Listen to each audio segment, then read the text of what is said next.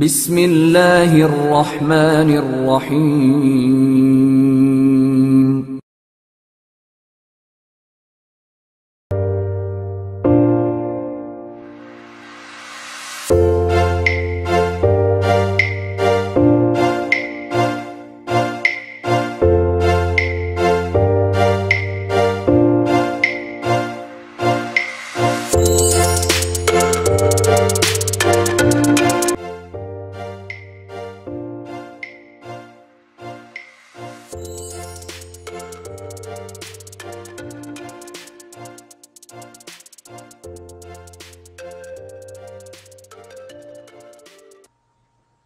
Alors, aujourd'hui, je vais vous expliquer l'analyse de la question fermée à choix multiples. Le traitement se fait à l'aide de l'Excel. Alors, souvent, le questionnaire est pourvu d'un certain nombre de questions fermées à choix multiples, c'est-à-dire le répondant est autorisé à répondre à plus d'une question parmi un ensemble. Pour une question, à plusieurs variables. Donc, donc, une question à choix multiple est une question à laquelle l'enquêté, c'est-à-dire le répondant, répond en sélectionner plusieurs réponses parmi la liste de réponses proposées. Alors, dans quelles conditions nous devons poser cette question? C'est-à-dire cette question à choix multiple. Quand on attend plusieurs réponses pour une question. Alors, la formulation de la question doit être claire, sans ambiguïté et avec une seule interprétation. Le langage utilisé est sans détour et correspond à celui du niveau d'instruction de l'enquêté. Donc, si on est face à un enquêté illettré ou à un niveau assez bas, ce n'est pas exactement la même chose si on est en face d'un universitaire. La question aussi doit exprimer une seule idée et elle doit bien sûr ne doit jamais donner un début de réponse de la question. On doit éviter la formulation indéro négative, par exemple, est-ce que le volcan n'est pas une menace pour la vie?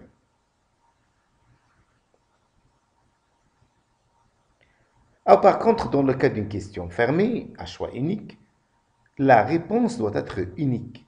Et donc, la réponse représente une seule variable ou une variable unique. Pour une question, une seule variable. Par contre, pour la question fermée à choix multiple, pour une question, nous avons plusieurs variables. Alors, pour l'exemple de la question fermée à choix unique, nous avons des questions dichotomiques à choix unique. À la question sexe, répond mâle ou femelle. Donc, le mâle c'est 1, la femelle c'est 2. Une seule réponse, donc une seule variable sexe. À deux modalités, un seul choix, 1 ou 2. L'exemple 2, question fermée à choix unique. Toujours, quel est ton métier? Est-ce que, si on va poser la question en répondant, est-ce que vous êtes enseignant, commerçant, plombier ou chauffeur? Ici, il doit choisir une seule réponse. Donc, une seule variable à 4 modalités, un seul choix parmi 4. Donc, il choisit uniquement une. Par contre, dans la question dichotomique, il peut choisir, c'est la même chose, oui, mais il y a uniquement deux modalités. Deux modalités. Donc, il doit choisir soit le mâle, soit femelle. Donc, il y a uniquement deux modalités. Par contre, ici, il y a 4 modalités et il va choisir uniquement une seule modalité. Donc, il va cocher la case, une seule case. Par exemple, choisir un enseignant, commerçant, plombier ou chauffeur. Alors, exemple pratique de l'analyse d'une question à choix multiple à l'aide de l'Excel. Alors, on suppose qu'on a une question à choix multiple à 5 variables. Alors, autre, c'est une variable au choix, c'est-à-dire que le répondant a à choisir entre 5 propositions avec un minimum de 2. Dans le cas où il n'est pas d'accord avec les 4 premières réponses, il peut choisir autre. C'est-à-dire il y a 4 ici modalités. et puis il y a autre. S'il n'est pas, il ne se trouve pas dans les quatre premières réponses, il peut choisir autre. Et ici, on donne une liberté au répondant. On ne va pas l'obliger à choisir parmi les quatre. Dans le cas où il n'est pas d'accord avec les quatre premières réponses, il peut choisir autre comme ultime variable. Si le répondant coche une seule case, on sera alors dans ce cas dans la question fermée à choix unique. Et c'est à l'enquêteur, après répondre, de décider si, il va maintenir cette question, il va la maintenir en tant que question à choix multiple ou choix unique. Bien sûr, si c'est à choix unique, cela correspond à une question, à une variable, malgré qu'on a plusieurs choix. Même si on a plusieurs choix, on est toujours dans le cas de choix unique à une seule variable. C'est-à-dire que c'est une variable à plusieurs modalités.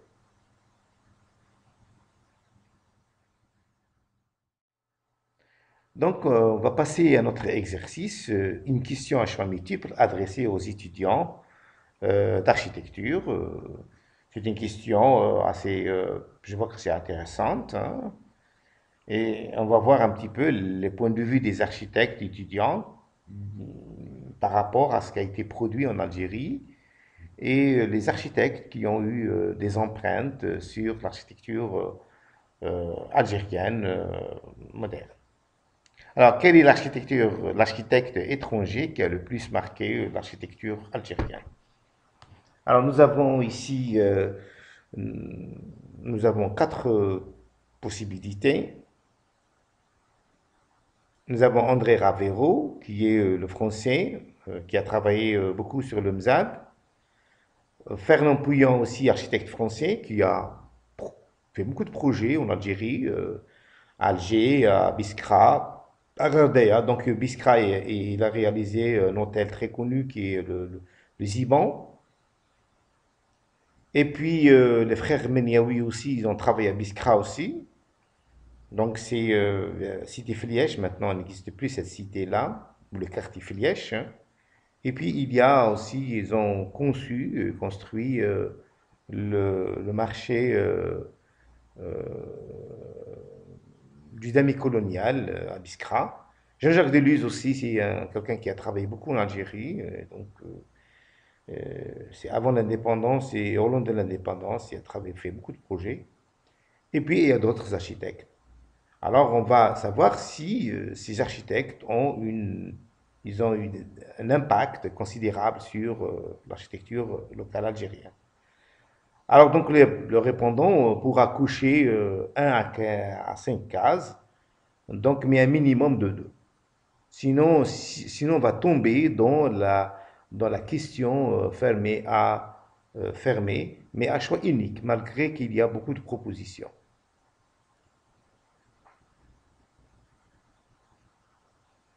Dans le cas où le répondant a couché 4 réponses, cela représente 4 variables. Donc nous avons la variable André Ravero, donc la réponse peut être oui ou non, c'est-à-dire que cette variable a deux modalités, c'est la modalité oui ou non. La variable Fernand Pouillon, la réponse peut être oui ou non, donc deux modalités, et la même chose pour les frères El Meniaoui et Jean-Jacques Deluz.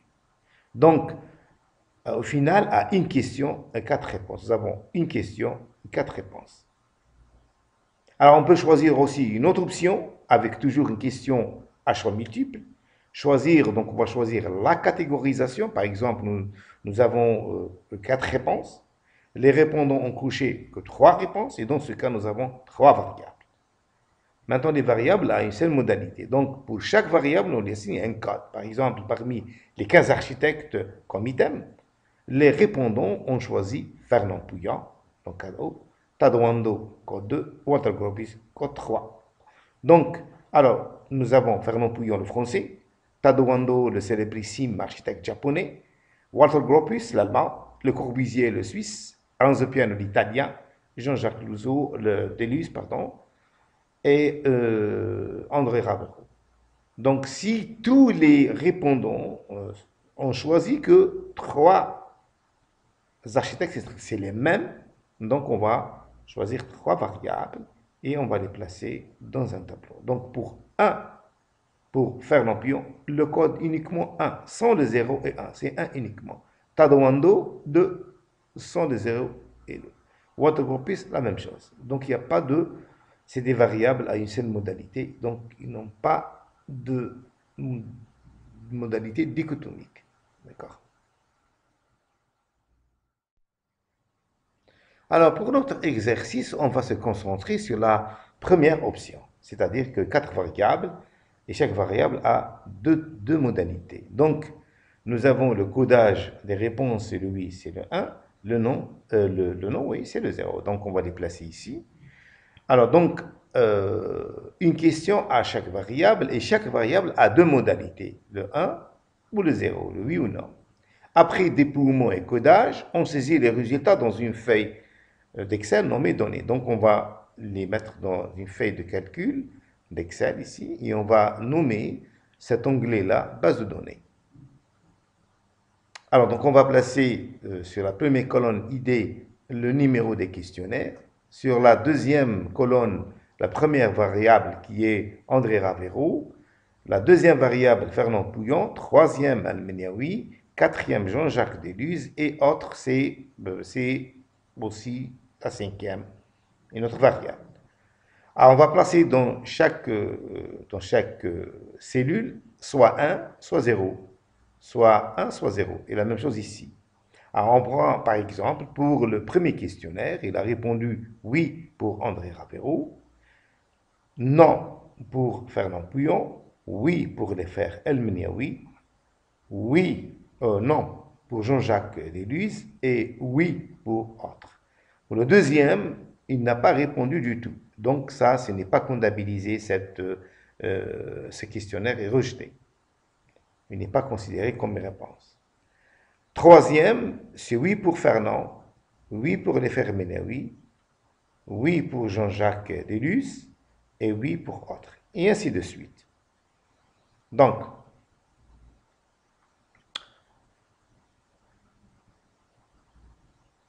une fois que les données placées dans le tableau, oui, on va sélectionner ce tableau-là et puis on va vers insertion et tableau. Pourquoi? Juste pour avoir ces petites flèches-là ici, pour qu'il y ait une liste déroulante ici. Donc, on va vers Excel, et c'est ça. Donc, voici notre tableau. Donc, voici notre tableau. Hein, oui. Donc, pour avoir ces petites fléchettes, pour avoir cette liste déroulante là, oui, donc, alors, qu'est-ce qu'on va faire? On va sélectionner notre tableau ici. On va le sélectionner. Et on va vers insertion et on va choisir ce tableau. Ligne. Maintenant, il est désactivé parce que tout simplement, les listes déroulantes existent. Mais dans le cas où ces listes déroulantes n'existent pas, automatiquement, ce tableau il est activé. Donc, on va choisir le nombre de colonnes et de cellules et on va avoir ça va rendre un petit peu le tableau plus intéressant et plus dynamique. D'accord?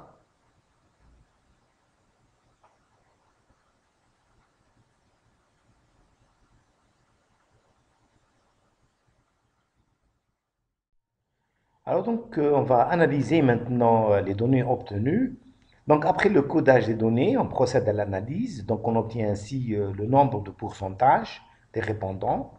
Donc, le pourcentage des répondants, les fréquences et le pourcentage, bien sûr, des fréquences et le pourcentage. Pour chaque variable,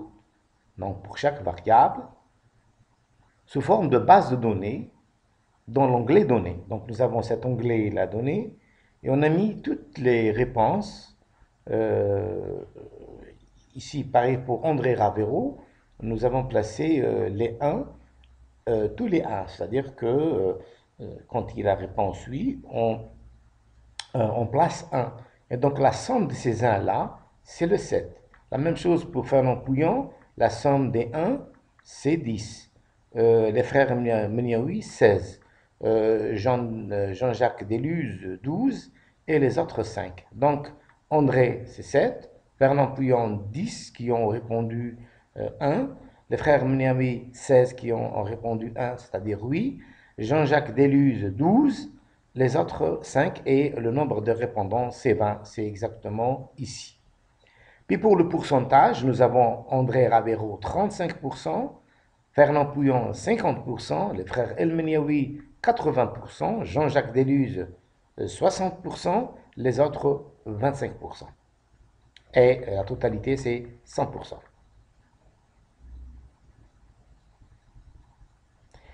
Donc, pour le calcul de la fréquence et du pourcentage, comment on a pu obtenir ces chiffres-là? Tout simplement, on a utilisé la fonction nb.6. nb.6, c'est une fonction qui a deux arguments. Il y a la plage et le critère. Alors, la plage, c'est... donc, dans l'Excel, on voit la plage, c'est ça. Donc, pour la variable André Ravero, c'est cette plage-là. Pour Fernand Pouillon, c'est cette colonne-là, qui est la plage. Les frères El Meniaoui, la même chose, et ainsi de suite. D'accord? Et l'argument, c'est le 1. Donc, le 1, comme vous pouvez le voir ici, bien, donc on va voir ici. Vous voyez, nb.si, tableau, André Ravero, entre guillemets, 1. 1, c'est le critère, et tableau 1, André Ravero, c'est bien cette colonne-là. Donc, c'est bien cette colonne-là. Donc, on sélectionne donc, elle est automatiquement sélectionnée, cette partie-là. Oui. La même chose ici, NBC, tableau Fernand Pouillon. Donc, c'est la plage. Donc, c'est cette colonne-là, avec l'argument 1. Pour les filles Mniaoui, c'est la même chose. C'est le frère El Mniaoui. Donc, c'est cette colonne, et ainsi de suite pour Deluse et pour les autres. Bien. Donc, tout est mis ici. Donc, cette flèche rouge, je sais exactement NB.6, tableau André Ravero. Et entre guillemets, c'est le 1. Alors, pour le pourcentage, ici, donc, c'est presque la même chose. Tout simplement, ici, on voit que 35, regardez, c'est I6. Donc, I6, c'est ça. C'est ici, c'est I6 divisé par I11. Alors, oui, divisé par I11, c'est-à-dire I11, c'est ça. I11, c'est 20.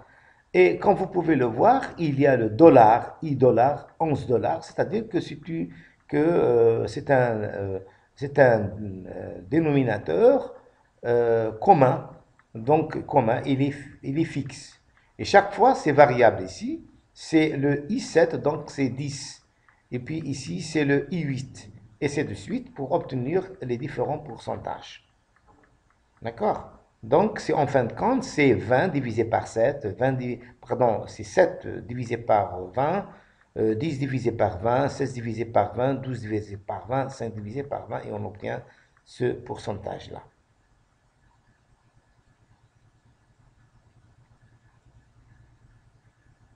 C'est bien explicité ici.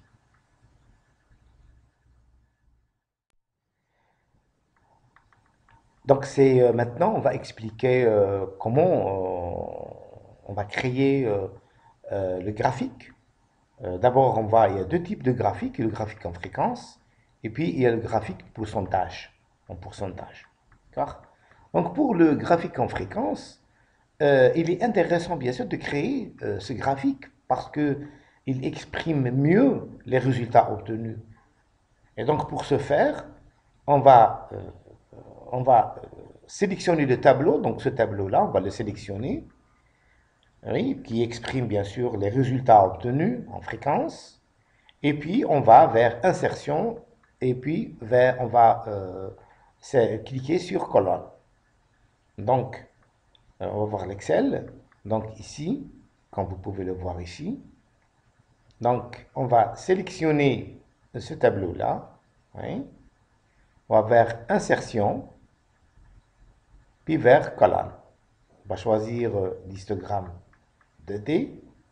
Et, comme vous pouvez le voir, nous avons obtenu automatiquement, on peut l'agrandir ici, pour qu'il soit plus lisible. Donc, on va enlever ça, ça ne nous intéresse pas. Et puis, on va agir maintenant. La première opération, on peut se débarrasser de ces traits-là. Donc, on va appuyer sur la souris, sur le bouton droit. Donc, on va supprimer. Puis, on va appuyer ici, donc pour agrandir les caractères de l'axe des X. Donc, on va faire accueil. Et puis, on va agrandir un petit peu. Et puis, on peut mettre aussi, on peut appuyer sur gras. Et on change la couleur rouge, par exemple, ici. D'accord? On peut encore agrandir, hein, si nécessaire. La même chose ici, l'axe des Y ou des ordonnées. D'accord? Ici. La même chose, peut-on va le faire en vert. Et puis, on va l'agrandir un petit peu. Ok? On va l'agrandir un petit peu. Bien. Et puis, on va changer les couleurs des barres. Alors, les changements, donc on va appuyer ici. Alors, on va mettre le rouge, par exemple. Vous êtes libre dans le choix des couleurs. Puis, la couleur verte. Puis, la couleur violet. Puis, la couleur jaune. Et puis, notre couleur, alors, disons, le marron, là. D'accord? Donc, nous avons toutes les couleurs. Mais on peut changer même le fond. Hein, le fond. Nous avons des options ici. Nous avons on peut changer la couleur, etc. Le fond, tout ce qu'on peut. Alors, ça c'est concernant les fréquences. Euh, on peut même changer, si vous voulez, le type de couleur. Hein. On peut mettre aussi ce type-là de barre. Hein. Pour revenir, bien sûr. Mais on peut aussi choisir ça. Et on change la même chose. On va changer les différents types de couleurs. Oui. D'accord? Donc, ça nous donne une grande possibilité. L'Excel, c'est un logiciel puissant et donne toutes les possibilités de ça. D'accord? Pour revenir, bien sûr, ce qu'on a déjà vu ici. Ok? Bien. Donc, on va passer aussi, on va voir maintenant le pourcentage. Alors, donc on peut obtenir ça exactement. Hein. Bien. Donc maintenant, on va passer au pourcentage. Vous voyez, donc exactement. Maintenant, on va sélectionner ce tableau. Donc, au lieu de sélectionner le pourcentage, la fréquence, on va sélectionner le pourcentage. On va revenir à l'Excel et donc on va appuyer sur, on va sélectionner euh, des variables, puis on va appuyer sur le bouton CTRL, sur la touche CTRL, et puis on va appuyer ici et la même chose, on va vers sélection, puis ouvrir la colonne et on va obtenir, on va agrandir, on va obtenir exactement euh, le, le, le, le graphique en pourcentage. Donc on va choisir un des graphiques, donc c'est toujours la création, hein. Puis on va faire exactement la même chose ici. Donc on va euh, changer, on va modifier les couleurs. Hein. Même chose ici. Ok. Donc le jaune et le rouge. Donc nous avons ce type de... Donc on n'a pas besoin de ça. Oui. Donc aussi on peut se débarrasser... donc ça suffit d'appuyer sur le bouton droit de la souris. Et donc ça disparaît. Ça va disparaître, bien sûr.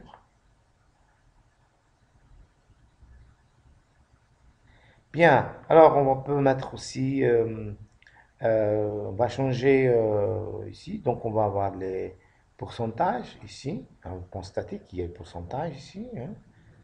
Donc on a appuyé sur création, puis sur ce bouton-là, sur cette icône, et on a obtenu le pourcentage. On peut même agrandir ça. Donc on va vers euh, ici, vers accueil, et on peut mettre même Si vous-même, on peut mettre même une couleur, hein, une couleur qu'on veut, couleur rouge par exemple. Et on a obtenu on se débarrasse de ça aussi. On peut agrandir parce que c'est petit, hein. Donc la même chose. En empouillant, on va mettre par exemple le vert. Et ici, pas en gras. Oui. Même chose ici. Il suffit de cliquer, c'est tout, hein. Donc agrandir un petit peu. Et puis sur une couleur, disons, ici, oui, une couleur en violet, hein, et en gras. Et on a obtenu notre graphe ici. Oui. Donc on peut jouer sur disposition et création. On peut l'écrire aussi le titre ici, hein. Sur disposition, on met le titre, hein, le titre ici. Et on dit, le titre c'est question à choix multiple.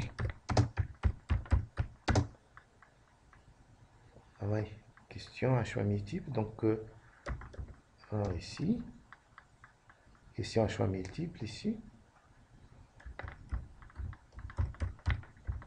Pardon, multiple. Et donc ici, donc on peut aussi changer la couleur, on peut agrandir tout ce qu'on veut, hein. Oui, on peut agrandir ici comme on veut, hein. Oui, regardez. Oui. On peut changer la couleur si on veut, hein, couleur rouge, hein, ou une autre couleur, verte, etc. Alors, passons maintenant à l'interprétation des résultats ici. Donc, chaque chercheur, bien sûr, quand il termine ses analyses, il doit interpréter les résultats.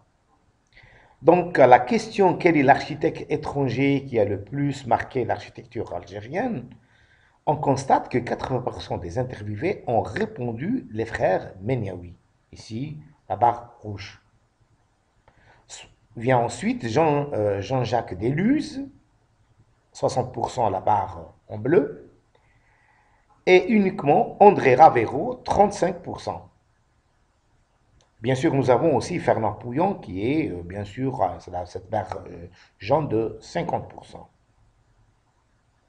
Pour les autres, c'est 25%. C'est-à-dire que, en dehors de ces architectes de renom, hein, l'André Ravero, Fernand Pouillon, les frères Méniaoui, Jean-Jacques Deluse, les autres architectes étrangers n'ont pas laissé d'empreinte assez large et visible sur l'architecture algérienne, pas plus de 25%. Donc c'est la barre 25%. Et donc ici, nous avons le résultat final, donc sur la feuille d'Excel. Nous avons les résultats par rapport aux fréquences et ici par rapport au pourcentage.